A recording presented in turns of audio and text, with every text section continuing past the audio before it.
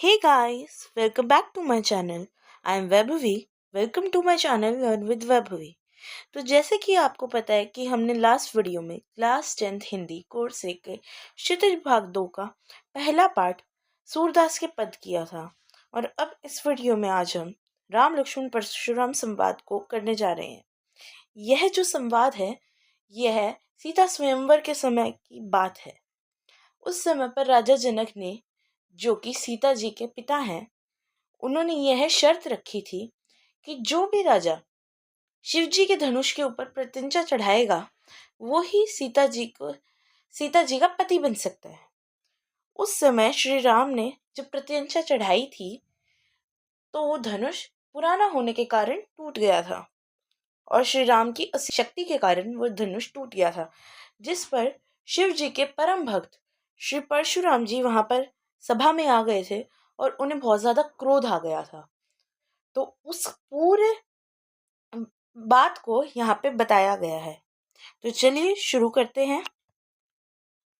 सबसे पहले हम पाठ का परिचय पढ़ लेते हैं और इस पाठ परिचय को अच्छे से कर लीजिएगा क्योंकि इससे एग्जाम में क्वेश्चंस डायरेक्टली बन जाते हैं।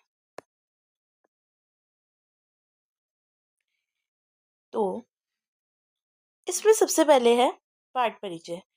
इस पाठ के कवि हैं तुलसीदास जी और भाषा है ये अवधी और इसमें चौपाइयों का और दोहों का प्रयोग किया गया है। रस है रौद्र और वीर रस। यहाँ पे अलंकार जो यूज हुए हैं वो है अनुप्रास, उपमा, उत्प्रेक्षा और पुनरुक्ति प्रकाश अलंकार। और यह जो है यह रामचरितमानस के बाल कांड में संकलित है और वहां से ये पाठ को लिया गया है। तो चलिए पहले पद से शुरू करते हैं। पहले आपकी बुक में 4 से 5 पद थे, अब आपकी बुक में कुल 3 पद हैं। चलिए अब इनको कर लेते हैं। सबसे पहला है नाथ शंभुधनु भंजनिहारा, होय केऊ एक दास तुम्हारा। आयसु काह कही किन मोही, सुनी रिसाई बोले मुनि कोही। सेवक हूँ सो जो करे सेवकाई, अरि करनी कर करई लराई। सुनहु राम जेहि शिवधनु तोरा, सहस बाहु सम सोरिपु मोरा। सो बिल गाऊ बिहाई समाजा, न ते मारे जहिए सब राजा। सुनि मुनि बचन लखन मुस्काने, बोले परसु धरही अवमाने। बहुत ही तोर कर लरकाई, तोरी लरिकाई, कबहु न असिर से कीन गुसाई। ये ही धनु पर ममता के ही हेतु, सुनि रिसाई कह भृगुकुल केतु। रे नृप बालक काल बस, बोलत तो ही न संभार। धनु ही सम त्रिपुरारी धनु, विदित सकल संसार। ये जो संवाद है इसकी शुरुआत होती है श्री राम जी से। यहाँ पे राम जी कह रहे हैं परशुराम जी का क्रोध शांत करने के लिए कि ये गलती आपके ही किसी एक दास से हुई है। तो परशुराम जी कहते हैं कि अगर कोई दास है या सेवक है तो सेवक का काम होता है सेवा करना, लड़ाई करना तो शत्रु का काम होता है। और फिर परशुराम जी और क्रोधित होकर कहते हैं कि जिसने भी इस धनुष को तोड़ा है वो उनका सहस्त्र बाहु के समान उनका रिपु यानी कि शत्रु है। सहस्त्र बाहु परशुराम जी के पुराने शत्रु हैं जिनके फिर वो आगे कहते हैं सो बिल गाओ बिहाई समाजा, न ते मारे जहिए सब राजा। कि जिस भी राजा ने या जिस भी राजकुमार ने इस धनुष को तोड़ा है वो सभी सभासदों से, सभी सभा में बैठे लोगों से अलग हो जाए, नहीं तो जितने भी राजा यहाँ पर उपस्थित हैं वो सभी के सभी मारे जाएंगे। यह सुनकर लक्ष्मण जी, जो कि श्री रामचंद्र जी के छोटे भाई हैं, वो मुस्कुराते हुए कहते हैं बहुधन ही तोरी लड़काई, कबहू न असिर से कीन गुसाई। उनका कहने का अर्थ है कि हमने तो बचपन में बहुत से धनुष तोड़े हैं, तब तो आपने किसी पे भी हम पे गुस्सा नहीं किया, पर इसी धनुष पे आपकी इतनी ममता किस कारण से है। और इस बात को सुनकर परशुराम जी और क्रोधित होकर कहते हैं, उनको भृगुकुल केतु कहा गया है यहाँ पे परशुराम जी को।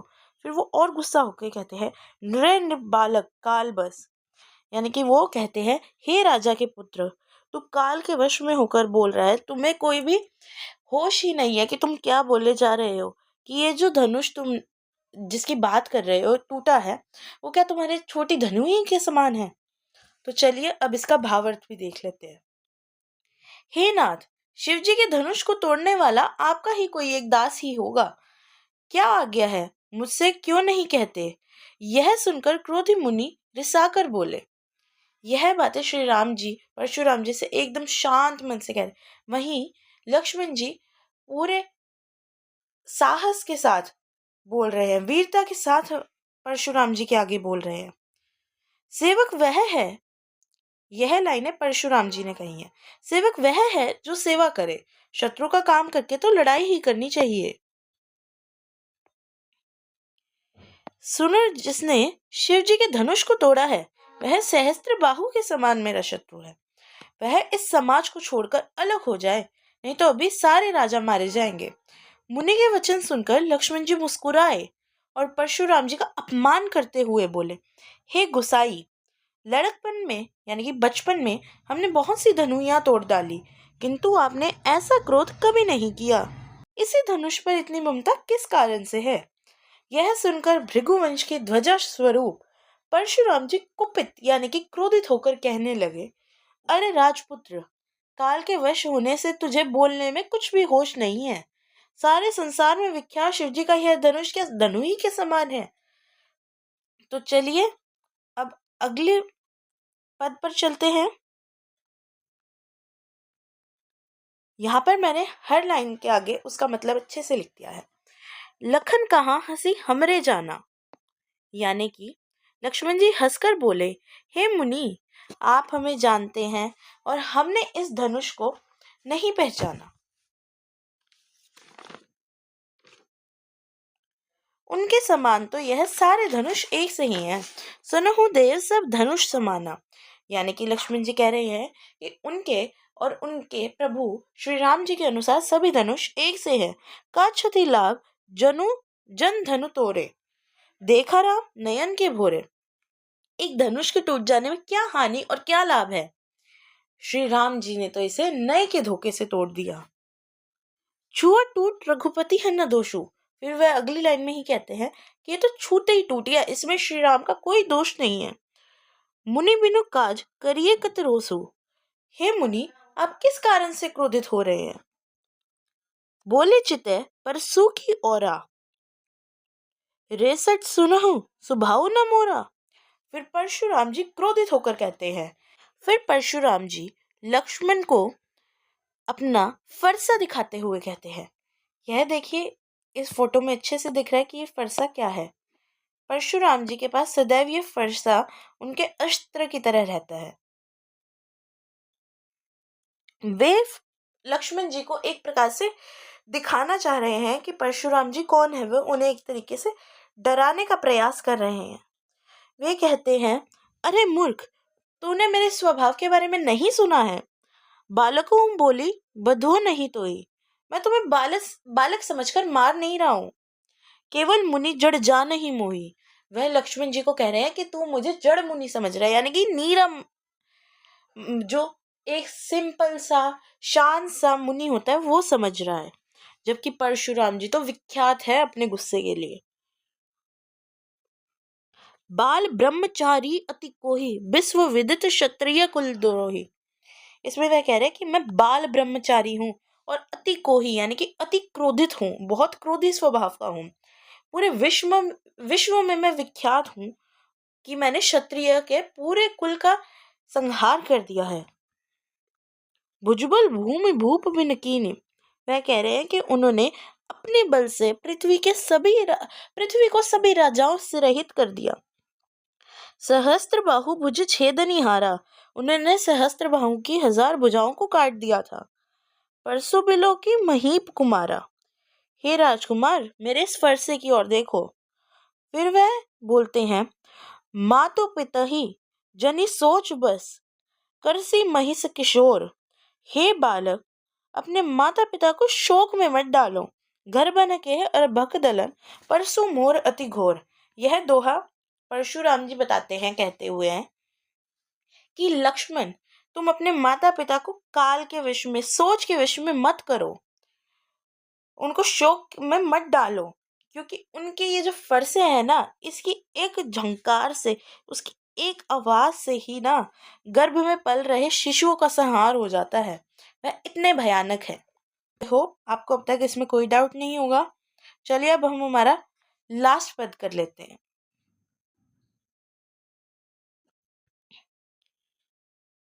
यह आप देख सकते हैं फोटो में राम लक्ष्मण परशुराम संवाद का ही एक सीन है। अब वह बोलते हैं, बिहसी लखन बोले मृदुबानी, अहो मुनीस महाभटमानी।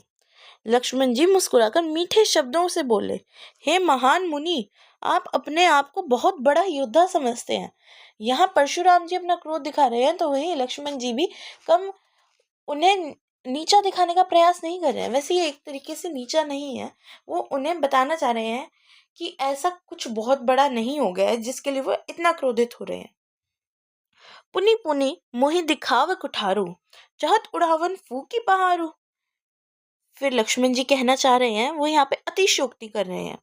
वह कह रहे हैं कि आप तो बार बार मुझे फरसा दिखा रहे हैं, और आप तो ऐसे चाह रहे हैं कि आप एक फूक मारे और एक पहाड़ ही उड़ जाए।